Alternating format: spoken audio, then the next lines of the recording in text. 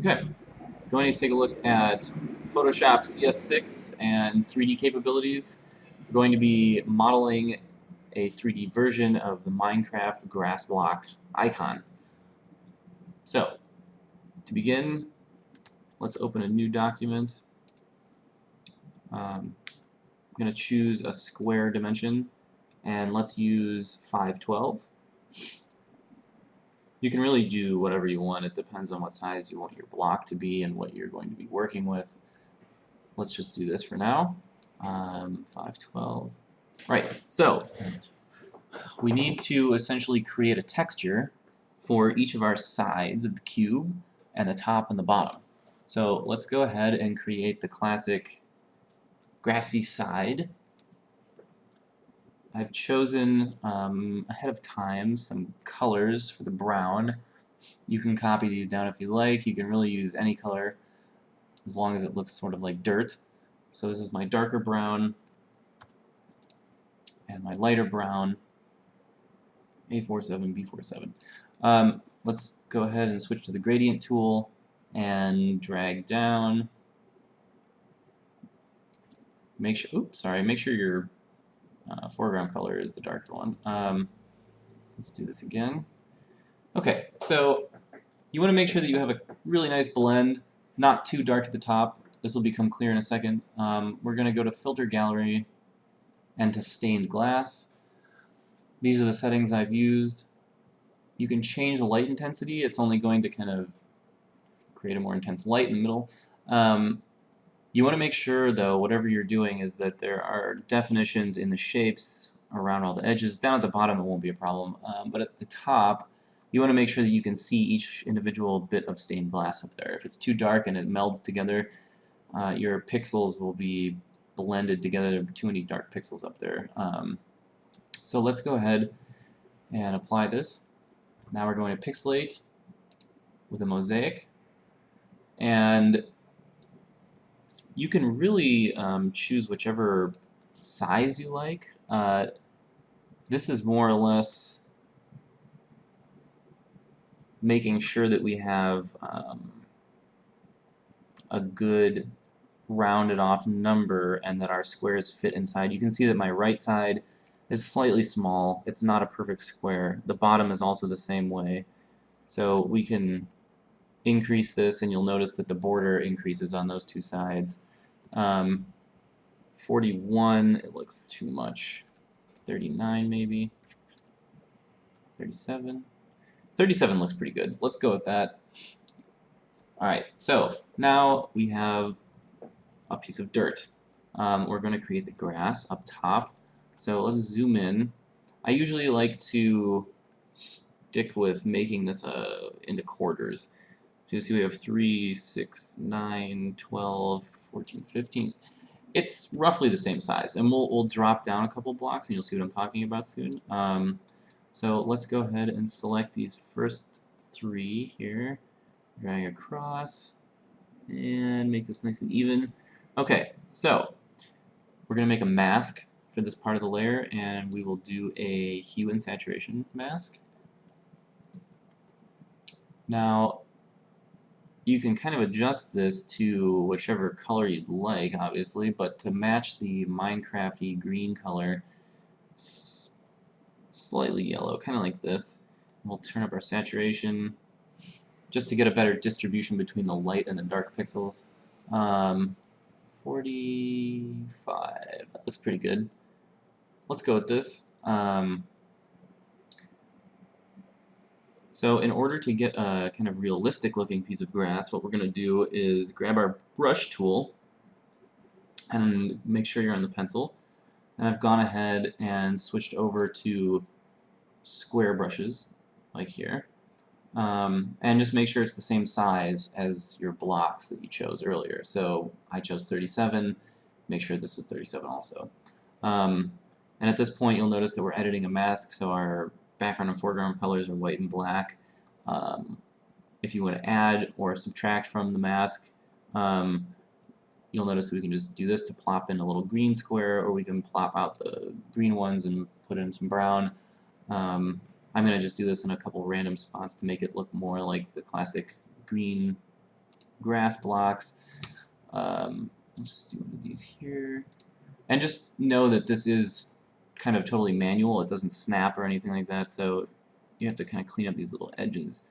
And you don't, of course, have to do that, but I'm kind of anal about that. Let's switch over. Green. Put a couple more of these down. It's nice to get a distribution of different color also. So if you can find, like the darker ones will be darker green, and the lighter blocks like this will be a very nice light green. So let's go ahead and, yeah, you'll notice that this, it didn't really quite get it, so it's probably 1 or 2 pixels over.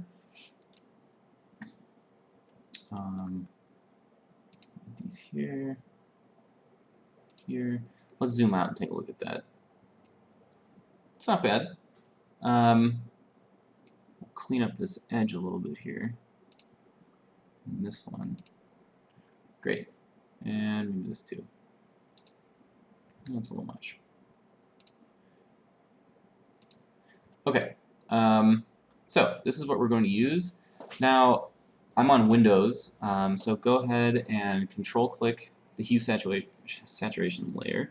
And I'm going to create a mask for that with levels. And I'm just going to take our high and midpoints up and down a little bit just to get a better distribution of contrast here. Let's try this. Cool. This just brings kind of a nice bright feeling to it. There's one of our panels. Great. So I'm going to create a group now. Let's rename this to side. And I'm going to stick all of these into the side group. And at this time, I would suggest duplicating this group and just name it other sides. Right. Okay. We still need to do the top and the bottom. So I'm going to copy layer 1 out of here because this is already a perfectly good looking brown piece of dirt. So let's go ahead and copy this, make a new layer.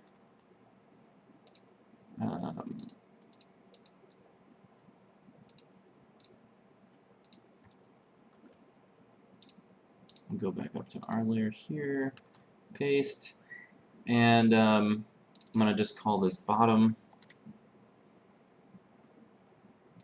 Drag it down here. Let's also copy this again, make a new layer. This is going to be our top, like the green grass top. And all I'm going to do simply for this is apply another hue saturation with the same that we used here. So 62 and 45 to these colors. Let's just do that real quick. 62, 45. We got a nice bright green. Looks very pretty. Let's create a new group.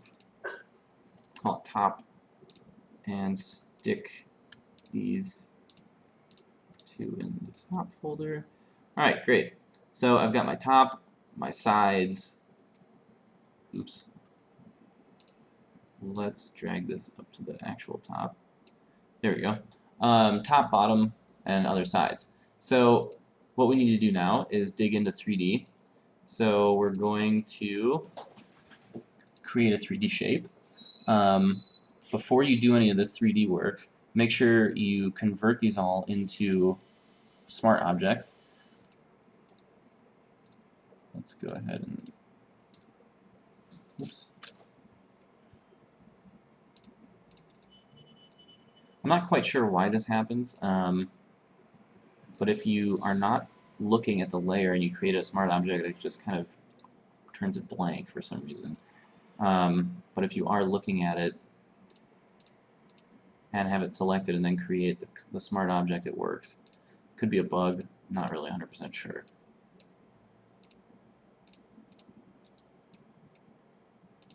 Okay, great. So we have all of our smart objects.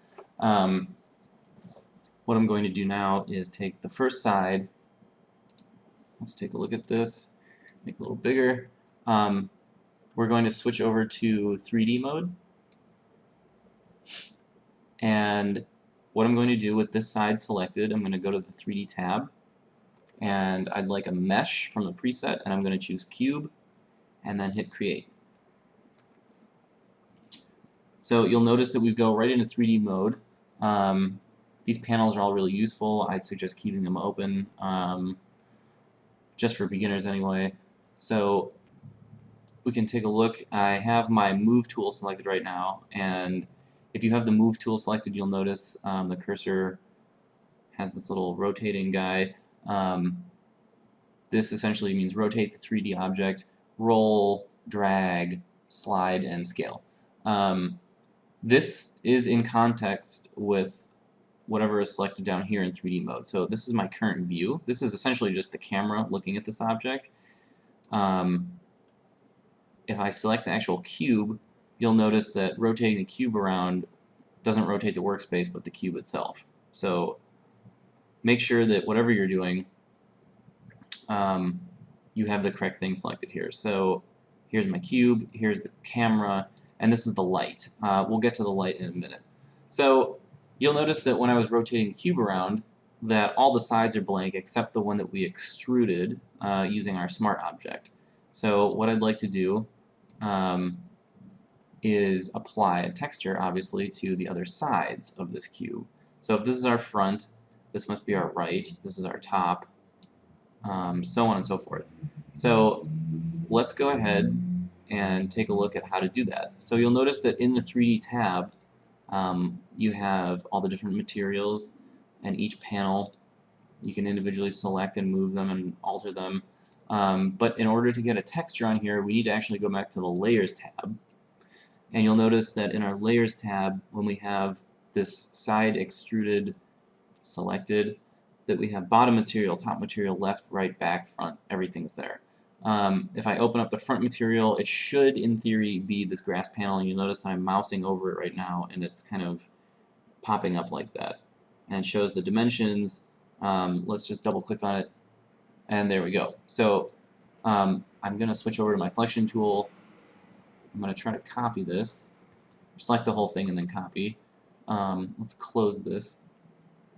Let's go to our right material. You see it's blank. Open this up, paste, close it, save it. There we go, bam. So we've just applied that texture to that side. So let's go over here to the back and the left sides, do the same. Paste, save, close, and which one was that? That was our back, so here's the left. Paste, save, close. There we go. So we now have our cube textured on all the sides. Let's do the bottom. So for this one, we're going to turn this off real quick, go over to the bottom, turn this on, select all, copy, go back to our side, bottom material, double click it, paste, save, close. There we go. So we now have a bottom, our sides. Let's take a look at the top. Same thing over here. Copy it, unselect it, deselect it. Go back to our side, top material, double click, paste, save, close. And I'll switch back to my move tool to go back into 3D mode. There you have it. This is our cube. We've just created a Minecraft 3D grass block. Let's go ahead and render this guy. I'd like to go back to 3D tab, the current view. Let's check out the default view. It's just here where we had it. Okay. So you'll notice that the plane is moving because we have the current view selected, the scene, as it were. We do have a light source, otherwise we wouldn't be able to see the front side, and you can tell that the back sides are dark and the bottom is dark. So let's try a fancy little render here with some light. I I do like the infinite light, but for this example I'm going to use the spotlight. I think it's a little more versatile. Let's change that over. And you can use each of these different controls. You can move the light, you can rotate it, and the little arms that come down allow you to scale it. So you can make the cone of light bigger or the actual hotspot in the middle bigger or smaller. Okay, let's go ahead and move the light. We'll drag it back towards us. We'll stick it down here. If you're in rotate mode like this, you can, as long as you have the light selected, you can click anywhere, left click anywhere, and you can see that you can just kind of like drag the light around and pull a spotlight anywhere. Let's pull this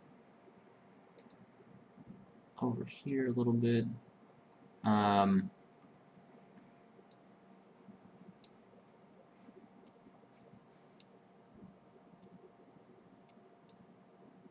There we go. Okay, so over here on the Properties tab for the spotlight, you'll notice that we can turn up the intensity of the light, like so. We can change the color of the light, we can make it more reddish in hue.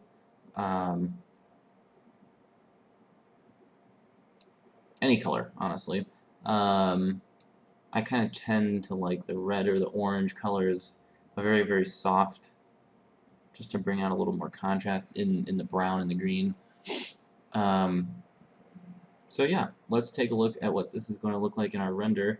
There are a couple other things we can do to this. We can turn the shadow off. You'll notice that if I move this around, we kind of have this preset shadow back here, and it goes with the direction of the light, of course. We can turn that shadow off, turn it on, turn up the softness of the shadow so it's more blended into the background. That will increase the render time. Many of the different features that you can put on will increase the render time dramatically. Let's just turn the shadow off, and we can also go to our current view, the camera, and we can adjust other things like we can adjust the depth of field, giving it kind of a blurred look. If you're interested in that, change the distance so that maybe like the very front edge of the cube is in focus and the back of it is out of focus. Let's change the depth of field a little bit. We'll just give it this fancy kind of depth of field focus on the front corner that's closest to us. Okay, so I'm going to render this and then we'll be right back, so let's give it a... Alright, so our render is complete. Notice that the depth of field worked. We can save this. Go ahead and save this as a file and take a look at it.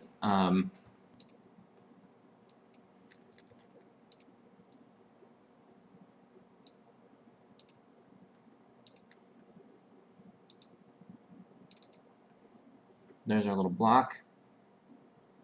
Not bad. Of course, you don't have to use the depth of field at all, and you can have just a nice cube. So yeah, this is pretty much it.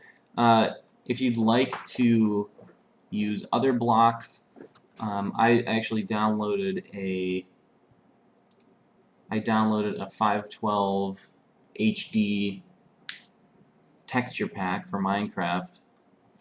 This essentially gives us the sides to any cube that we want to make a 3D model out of. You can take a look at the crafting station, for example. As we zoom in, you see like how detailed these really are. So if I wanted to do this, for example, I could go up here to these top pixels, grab this.